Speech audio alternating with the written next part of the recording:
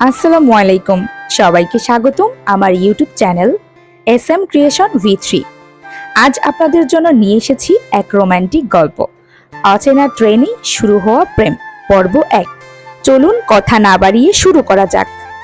কখনো কখনো জীবনের সবচেয়ে সুন্দর গল্প শুরু হয় একেবারে হঠাৎ করেই, যেমনটা হয়েছিল আমার সাথে এক অচেনা ট্রেন যাত্রায়।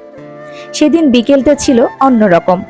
আকাশে মেঘের খেলা, বাতাসে ভেজা মাটির গন্ধ, সবকিছু যেন বলছিল আজ কিছু বিশেষ ঘটতে চলেছে।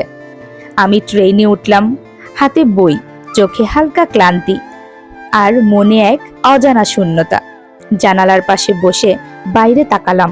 চলন্ত সবুজ মাঠ, রোদের আভা, দূরে ছোট ছোট মানুষ, সবকিছু যেন এক স্বপ্নময় সিনেমার দৃশ্য।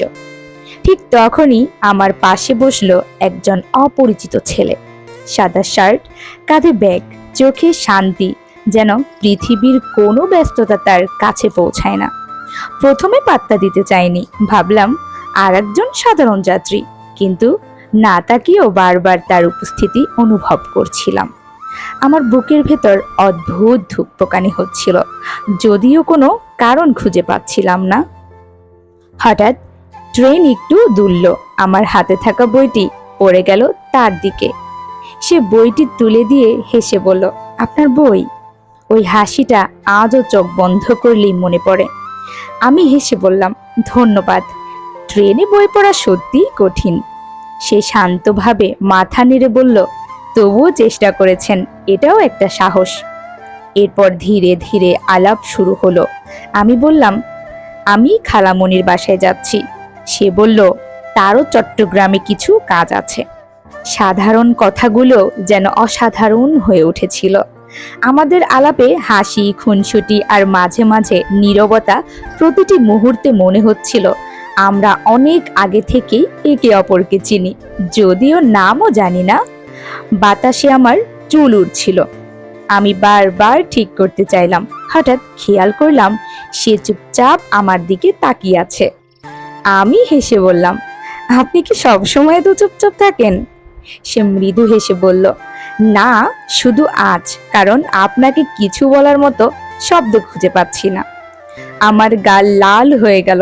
মুখ ফিরিয়ে জানালার বাইরে তাকালাম, কিন্তু ভেতরে ভেতরে হৃদয় এত জোরে ধুকপুক করছিল যে মনে হচ্ছিল ট্রেনের সাউন্ডও তা শুনতে পাচ্ছে। ট্রেন ধীরে ধীরে একটি ছোট স্টেশনে থামলো। বাইরে নামলো কিছু মানুষ, আবার উঠলো নতুন যাত্রী। আমি নিজেকে বললাম, এই যাত্রা যেন কখনো শেষ না হয়। তার কিছুক্ষণ পর আমি সাহস করে তাকে একটা প্রশ্ন করলাম, আমাদের আবার দেখা হবে তো?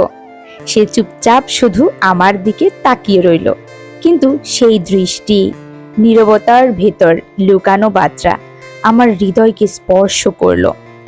এভাবেই শুরু হয়েছিল আমার জীবনের সবচেয়ে অদ্ভুত অথচ সবচেয়ে সুন্দর যাত্রা, এক অজানা ট্রেনে এক অচেনা মানুষের সঙ্গে।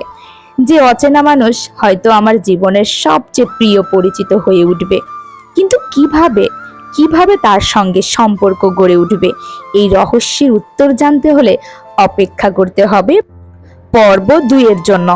আপনি যদি পরের পর্ব চান, কমেন্টে লিখুন পরের পর্ব চাই। আর এই পর্বটি আপনাদের কাছে কেমন লাগলো অবশ্যই কমেন্টে জানাতে ভুলবেন না। এই পর্যন্ত সবাই ভালো থাকবেন, সুস্থ থাকবেন। আল্লাহ হাফেজ।